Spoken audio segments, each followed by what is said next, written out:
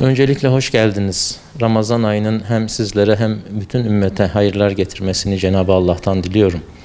Tabii ki çok doğal olarak Diyanet İşleri Başkanımız bir hutbe irade etmiştir. Orada İslam'ın temel ilkeleri olan işte zinanın haram olması, eşcinselliğin Kur'an nezdinde lanetlenmiş olmasını dile getirmiştir.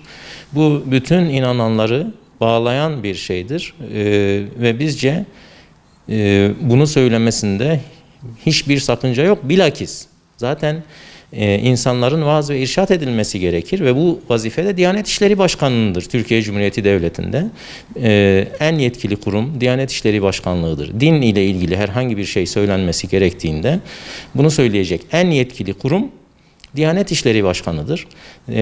Bu konuda son derece doğru görüşleri ifade etmiştir. Hatta kendi görüşü değil zaten bunlar. Kur'an'dan alıntılardır. Zinanın haram kılınması bütün semavi dinlerde zaten haramdır. İslam dininde de öyle. Eşcinselliğin de öyle. Bütün semavi dinlerde haramdır. İslam'da da öyle. Ve bunu dile getirmekten daha doğal bir şey olamaz. Bazı kendini bilmezler bunu dava etmiş olabilir. Yani biz bu konuda tamamıyla Diyanet İşleri Başkanımızın arkasındayız. Söylediği sözlerin de arkasındayız. Yani bundan çok daha doğal bir şey olamaz. Zina haramdır. Bunu herkes bilir. Bütün Müslümanlar bilir ve Müslümanları bağlar. Eşcinsellik haramdır, lanetlenmiştir. Müslümanları bağlar. Ve bunu söylemekte de bir beis yoktur.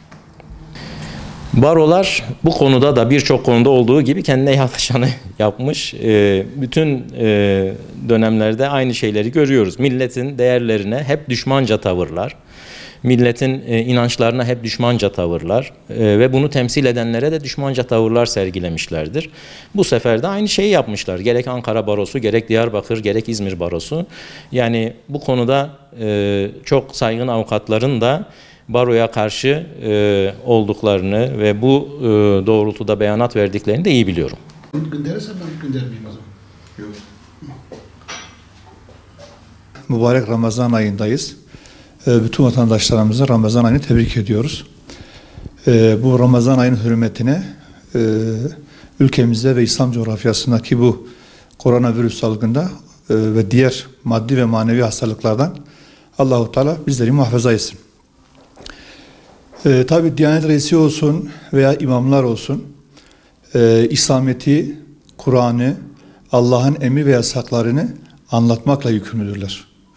Diyanet Reisi burada asli bir görevini yapmış olur.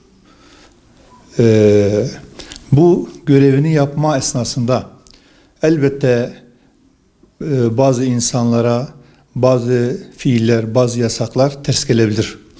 Yani bazı insanlar yapmış oldukları haramlardan dolayı İslam'ın emir ve yasakları saklanamaz, söylenemez. Yani söylenmemezlik yapılamaz. Dolayısıyla burada biz Sayın Diyanet Reisi Başkanımızın arkasındayız. Onun söylemleri, onun kendi şahsi söylemi değil, İslam'ın emri ve yasaklarıdır. Yani biz İslam'ın yanındayız. Dolayısıyla bu sözleri destekliyoruz.